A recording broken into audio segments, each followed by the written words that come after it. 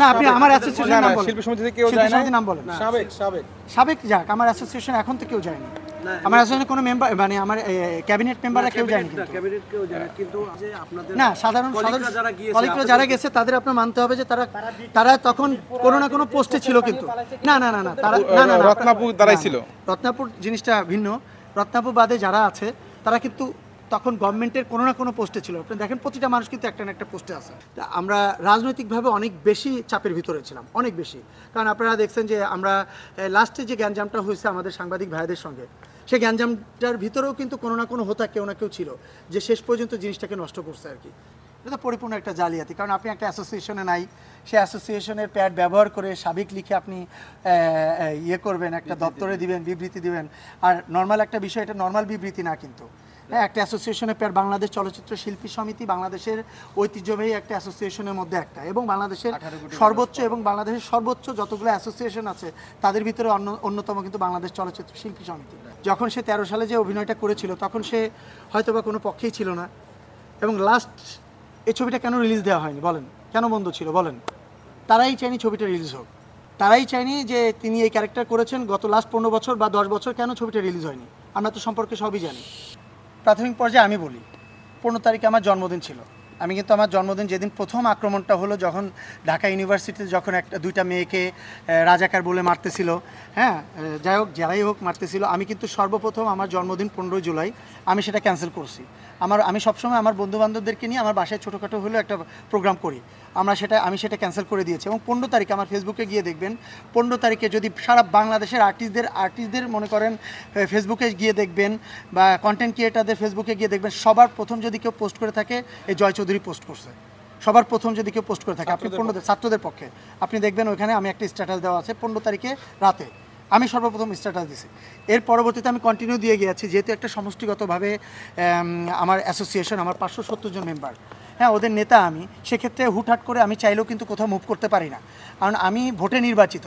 আমি আমার একার সিদ্ধান্তে কখনো কিছু করতে পারি না। কিন্তু সেক্ষেত্রে আমার সমস্ত মেম্বার বলেন, আমার এক্সিকিউটিভ কমিটির যারা আছে, তাদের সবার সাথে যখন আমরা কথা বললাম, কথা বলার পরে মনে হলো যে আমরা আপনারা দেখছেন যে চুপচাপ বাদেও আমার বিপরীতে বা সরকারের পক্ষে তখন কিন্তু অনেক দল নেমেছিল, অনেকেই নামছে সরকারের পক্ষে। যেমন আমাদের বিটিভিতে যাওয়ার কথা ছিল, আমাদের এফডিসির সামনে অপোজিটে দাঁড়ানোর কথা ছিল, আমরা কিন্তু তখন যাইনি। তখন আমাদের কাছে মনে হয়েছিল যে এমন একটা মুহূর্ত যেখানে এতগুলো লাশ বাংলাদেশে পড়ে আছে, এত হসপিটালের ছাত্ররা পড়ে আছে, সেখানে আমরা হসপিটালে না গিয়ে, হসপিটালে যেতে পারছি না এত বাধ্যবাধকতার ভিতরে, সেখানে আমি বিটিভির সামনে যায় দাঁড়াবো, সেখানে আমি এফডিসির সামনে গিয়ে দাঁড়াবো, এটা আসলে মানবতার দিক থেকে আমার মনে হয়েছে যে এটা করাটা উচিত হবে না।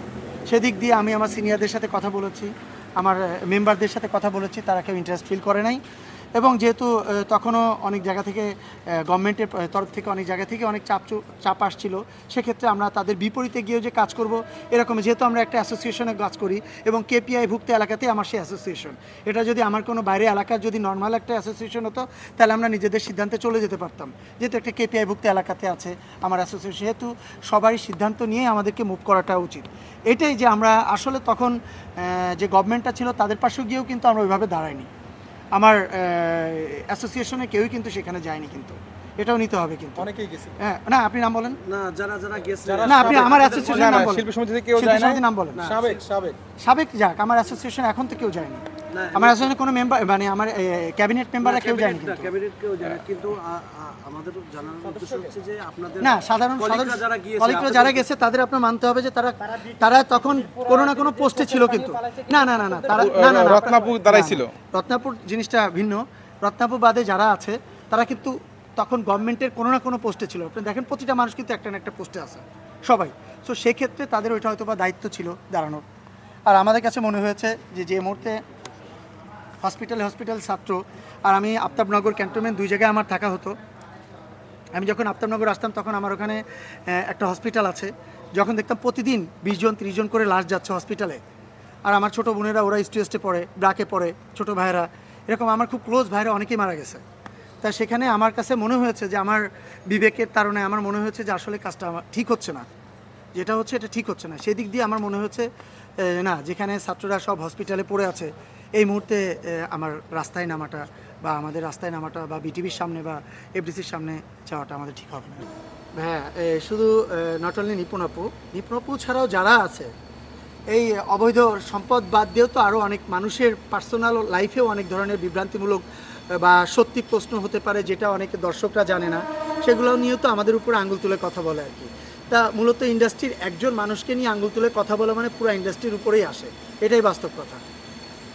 আচ্ছা ভাইয়া, আমরা কদিন আগে একটা প্রথম আলো প্রতিবেদন দেখেছি যে শেখ সেলিম সাহেব নিপুণকে জয়ী করার জন্য 16বার ফোন দিয়েছে। আসলে ঘটনাটা কি এবং কীভাবে সূত্রপাত হয়েছে যদি বলতেন এবারে নির্বাচনে? এবারের নির্বাচনে কতটুকু হয়েছে আমি জানি না এবারের নির্বাচনে, কারণ ওরকম সত্যতা বা ওরকম কোনো ক্লু আমাদের কাছে নাই। আমরা এবার সুষ্ঠু এবং সুন্দর একটা নির্বাচন মনে করেছি, পেয়েছি। গতবারও সেমটাই হয়েছিল, কিন্তু গতবারে একটা চাপ ছিল আমাদের।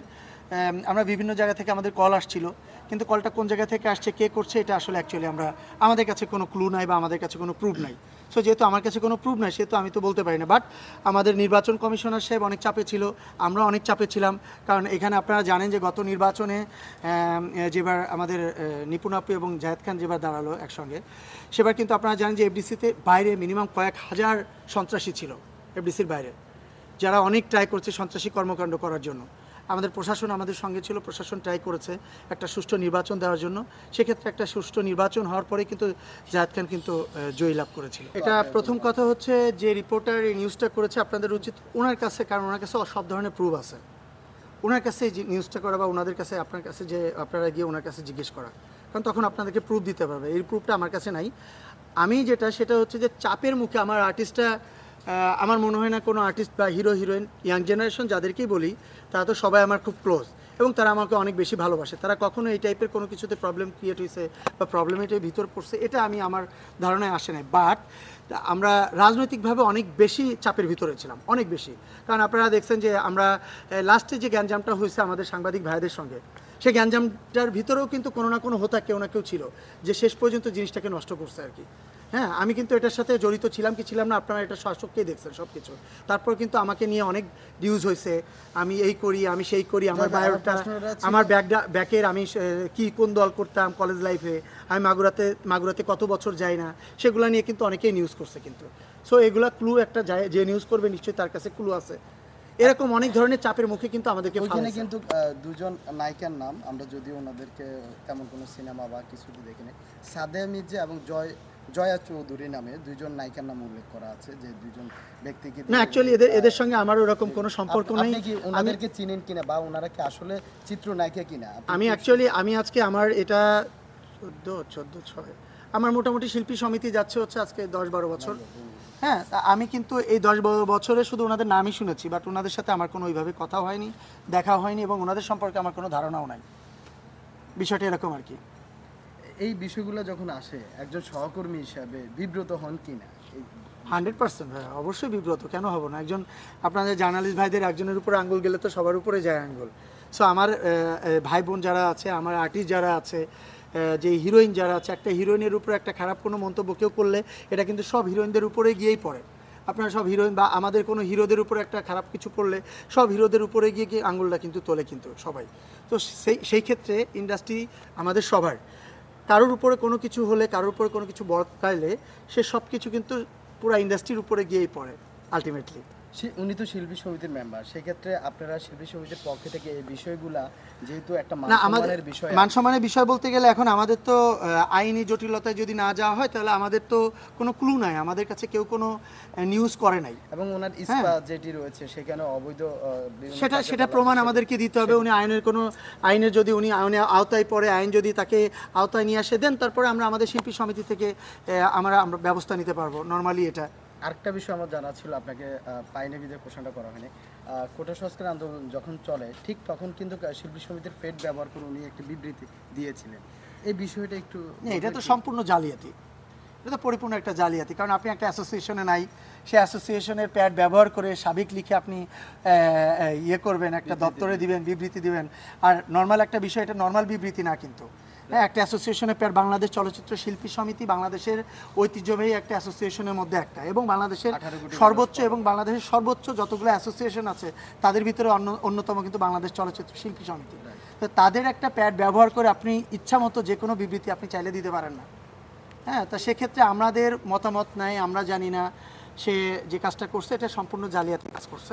সেক্ষেত্রে সমিতি থেকে কোনো পদক্ষেপ নেবেন কিনা? হ্যাঁ, অবশ্যই অবশ্যই আমাদের কনস্টিটিউশনে আছে যে আমাদের সমিতির বহির্ভূত কাজে যারা লিপ্ত ছিল বা যারা আছেন আমরা অবশ্যই তাদের বিরুদ্ধে ব্যবস্থা নিব। না, আমরা তো আইনগত ব্যবস্থা আগেও নিয়েছি, আগেও আমরা তার বিরুদ্ধে কোর্টে মামলা করেছি, সেই কোর্টে মামলা জিতেছিও এবং তাকে আমরা আমাদের হচ্ছে চিঠি পাঠিয়েছি। তারা এর আগে যে কাজগুলো করছে, কর্মকাণ্ডগুলো করছে, সেটার বিরুদ্ধেও তাকে আমরা চিঠি পাঠিয়েছি। সো এটা নিয়ে আমাদের কোনো চিন্তা ভাবনা নাই কি আমাদেরকে বাধা দেবে কি বাধা দেবে না। একটা অ্যাসোসিয়েশন বাংলাদেশ চলচ্চিত্র শিল্পী সমিতি, এটা যার এটা অ্যাসোসিয়েশনের গঠনতন্ত্র অনুযায়ী চলবে। এটা থেকে বাধা দিল কি না বাধা দিল এটা আমরা কেয়ার করি না।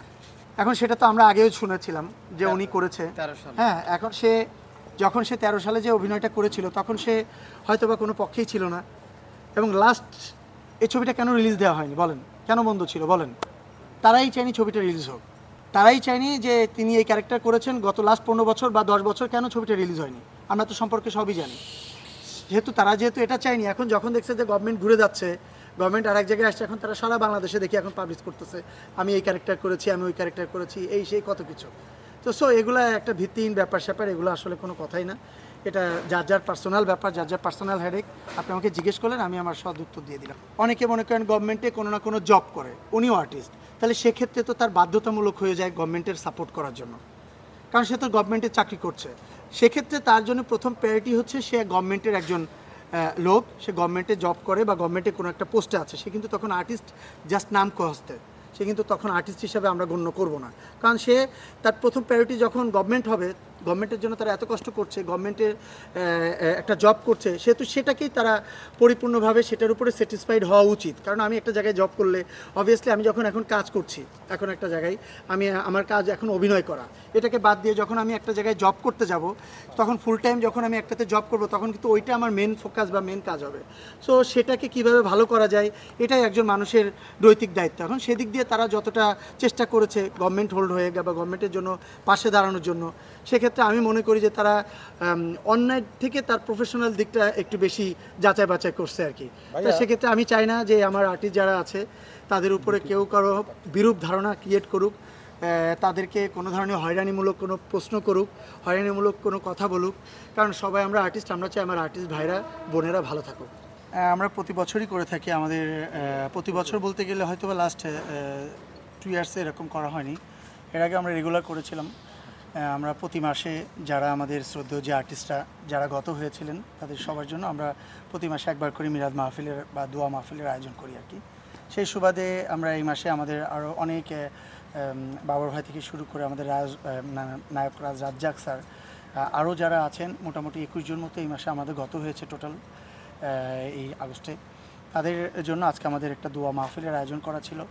আমাদের সব আর্টিস্টরা এসেছিলেন মোটামুটি, এরপরে আমাদের অন্যান্য মেম্বাররা এসেছিলেন, আর আমাদের পাশে যারা সংগঠন আছে তারাও এসেছিলেন অনেকেই। আমরা একটা দোয়ার মাহফিলের আয়োজন করেছিলাম। আমরা কিছুক্ষণ আগেই বিশেষ করে আসরের নামাজের পরেই আমরা সেটা সম্পূর্ণ করতে পেরেছি আর কি। সভাপতি সেক্রেটারি তো দেখা যায় না, অ্যাকচুয়ালি আমাদের সভাপতি তো আপনারা জানেন, উনি লাস্ট জুনের লাস্ট উইকে উনি আমেরিকাতে গেছিলেন। এরপরে আছে সেক্রেটারি সাহেব, যিনি উনি তো আপনারা জানেন ওনার চোখে একটু প্রবলেম, আর লাস্ট 15 বা 30 ডেজ ধরে উনি অনেক বেশি অসুস্থ আর কি, অনেক বেশি একটু চোখে মানে 3 বার ওষুধ দিতে হয়, এরপরে আরও অনেক ধরনের ওষুধ তার খেতে হয়। সব কিছু মিলে না টাইমটা মেনটেন করা যায় না। আর উনি থাকে সে সাভার থেকে যানজট শেষ করে এফডিসিতে আসতে গেলেও একটা টাইমের ব্যাপার। আর উনি না থাকলেও আমাদের অন্যান্য নেতাকর্মীরা আছেন যারা শিল্পী সমিতি পরিচালনা করছেন, সবাই মোটামুটি ছিল। কোটা সংস্কার আন্দোলনের মাধ্যমে ছাত্রদের যে আন্দোলনটি হচ্ছে, বিপ্লবের মাধ্যমে নতুন একটি বাংলাদেশ তারা পেয়েছে, সেক্ষেত্রে অনেক শিল্পী বলছে যে তাদের কাজ কমে গিয়েছে এবং কাজ নাই। সেক্ষেত্রে আপনার মতামত? আসলে আমার মতামত বলতে গেলে সেটা হচ্ছে আমার যে মতামত সবারই সেম মতামতই। হ্যাঁ, কারণ আপনি দেখেন যে সাকিব ভাইয়ের একটা নতুন ছবি শুরু হওয়ার কথা ছিল, সেটা অলরেডি পিছিয়ে গেছে। তো ইন্ডাস্ট্রিটা তো এরকম, ইন্ডাস্ট্রিটা সবসময় সবাই কাজের উপরে থাকবে এবং প্রতিদিনের আমরা যারা আর্টিস্ট বা মেইন আর্টিস্ট যারা কাজ করি তারা ছাড়া কিন্তু 10% কিন্তু আপনার প্রতিদিনের খরচ প্রতিদিনই তাদেরকে ইনকাম করতে হয় আর কি, বিষয় এরকম আর কি। কারণ তারা কনভেন্সের উপরে নির্ভরশীল। তো সেই ক্ষেত্রে যখন একটা দেশে আন্দোলন হয়, একটা দেশে যখন একটা দেশের চলমান পরিস্থিতি যখন সুষ্ঠু থাকে না, তখন তো সব ধরনের কাজ, সব ধরনের ব্যবসা বাণিজ্য সব কিছুতেই ব্যাঘাত ঘটে আর কি। সেদিকে বিচার বিবেচনা করে তো লাস্টে 1 মান্থ বলেন, 1.5 মাস বলেন, সব কিছু মিলে আমাদের কিন্তু কোনো নতুন ছবির কাজ শুরু হয়নি। তো সেই ক্ষেত্রে সবাই তো বসেই খাচ্ছে। তা যারা রেগুলার রুজি করে বা যারা প্রতিদিনের আয় প্রতিদিন করে, তাহলে তাদের অবস্থাটা কি, এটাই আর কি। কারণ আমাদের পুরো ইন্ডাস্ট্রিটাই প্রায় 5,000 কর্মীর সমাগম। আমরা বিভিন্ন সেক্টর মিলে প্রায় 4-5 হাজার কর্মী আছি। তারা যারা হাতে গুনে হয়তো বা কন্ট্রাক্টে কাজ করে, উর্ধে গেলে 1,000 বা উর্ধে গেলে আর কি, সব কিছু মিলে। আর বাকিরা সবাই কিন্তু কাজ করে প্রতিদিনের কনভেন্সের উপরে। সেক্ষেত্রে আমার মনে হয় আমাদের সমস্ত আর্টিস্ট বলেন বা অন্যান্য টেকনিশিয়ান বলেন, ওরা অনেক বেশি বিপদে পড়ে গেছে লাস্টে 1-1.5 মাস ধরে। আচ্ছা ভাই, যেহেতু বলছেন বিপদে পড়ে গেছে, মানে এটা বিপদটা মূলত কিসের জন্য? কোনো দলকে সাপোর্ট করা শিল্পীদের না এই থেকে না? শিল্পীরা সবার দলকে সাপোর্ট করার জন্য কাজ নাই। কাজ যদি না হয় তাহলে রুটি রুজি আসবে কোত্থেকে মানুষের? শুটিংই তো বন্ধ। আপনি বলেন, আপনি গভর্নমেন্টের কোনো যেসব সরকারি কর্মকর্তা আছেন বা সরকারি কর্মচারী আছেন, তারা এবার রেগুলার কতটুকু কাজ করতে পারছে এই 1-1.5 মাসে? আর ব্যবসা বাণিজ্য টোটালি তো সবার বন্ধ। আরেকটা বিষয় ভাইয়া আমরা দেখেছি যে বিষয়গুলো সর্বপ্রথম হচ্ছে আমরা যারা আছি এন্টারটেইনমেন্ট জগতে যারা কাজ করি, মনে করেন আমরা আর্টিস্ট, এরপরে সিঙ্গাররা আছে, নাট্যকর্মী আছে, বিভিন্ন জায়গায় যারা আছেন আর কি, তারা কিন্তু আমাদের কাজ কিন্তু এন্টারটেইন করা। তা গভর্নমেন্ট যেই থাকুক না কেন, আমরা যে কাজই করতে যাই না কেন, সেটা কিন্তু গভর্নমেন্টের তরফ থেকেই হয় অ্যাকচুয়ালি। কারণ গভর্নমেন্টের একটা অনুষ্ঠান, একটা বিটিভিতে প্রোগ্রাম চলতেছে, বিটিভিতে তো একটা আর্টিস্টের প্রোগ্রাম যেতেই পারে, নর্মাল হিসাব একটা। এরপরে গভর্নমেন্টের কোনো বড় প্রোগ্রাম হলে সেখানে আর্টিস্টটা পারফরমেন্স করতে যাবে, এটা স্বাভাবিক কথা। হ্যাঁ, তার মানে এই না যে আমি একটা দল করি, সে একটা দল করে, তিনি একটা দল করে, এটা না। বাট লাস্ট মুহূর্তে যেটা হয়েছিল, আমাদের কিছু শিল্পী যারা ছিলেন, তারা গভর্নমেন্টের হয়ে মানে একদম সবার সম্মুখে গিয়ে কাজ করার ট্রাই করেছিলেন। পরবর্তীতে তারাই এখন একটু প্রবলেম ক্রিয়েট হচ্ছে। তাদের প্রবলেমগুলো আমাদের জনগণরাই সৃষ্টি করেছে, আমাদের মানুষরাই সৃষ্টি করেছে, ইভেন আমাদের ইন্ডাস্ট্রির মানুষরাও সৃষ্টি করেছে। তা আমি মনে করি যে আর্টিস্ট সবার, বাট সবসময় সবাইকে প্রতিটা জিনিস চিন্তা ভাবনা করে করাই উচিত। কারণ আমি কতটুকু কাজ করব বা কতটুকু আমার করা উচিত, কতটুকু আমার আত্মসম্মানে লাগবে এবং কতটুকু মানুষের জন্য করা উচিত, এগুলো চিন্তা ভাবনা করেই কাজ করা উচিত। আমি আমার তরফ থেকে আমি আমার ইন্ডাস্ট্রিতে যারা আছে বা যারা আমার ইন্ডাস্ট্রিতে যারা আমার আর্টিস্টদেরকে সবসময় এখন যারা আমার আর্টিস্টদেরকে যারা বিভিন্ন পরিমাণে হয়রানি করার ট্রাই করছে বা করার কথা বলছে, আমি সবসময় একটা কথাই বলি যে যেহেতু আর্টিস্টদের একটা অ্যাসোসিয়েশন আছে, সো আমরা আমাদের মেম্বারদের গায়ে বা আমাদের মেম্বারদের অসম্মান হোক, আমরা কখনোই সেটা চাইবো না। আমরা বসে এটাকে কিভাবে মীমাংসা করা যায়, আর আর্টিস্টরা হচ্ছে সবার, তারা কিভাবে সবার হয়ে কাজ করবে, সবার হয়ে থাকবে, এটা আমরা বসেই সিদ্ধান্ত নিব এবং আমরা আলোচনার মাধ্যমে সিদ্ধান্ত নিব। এই মুহূর্তে আমাদের আর্টিস্টরা কাজে ফিরতে পারছে না, তারা কাজ করতে পারছে না, সেদিক দিয়ে আমরা এমনিতেই অনেক বেশি পিছিয়ে আছি। এখানে ইন্ডাস্ট্রিকে সামনে আগাইতে নিলে সবার হাতে মিলিয়ে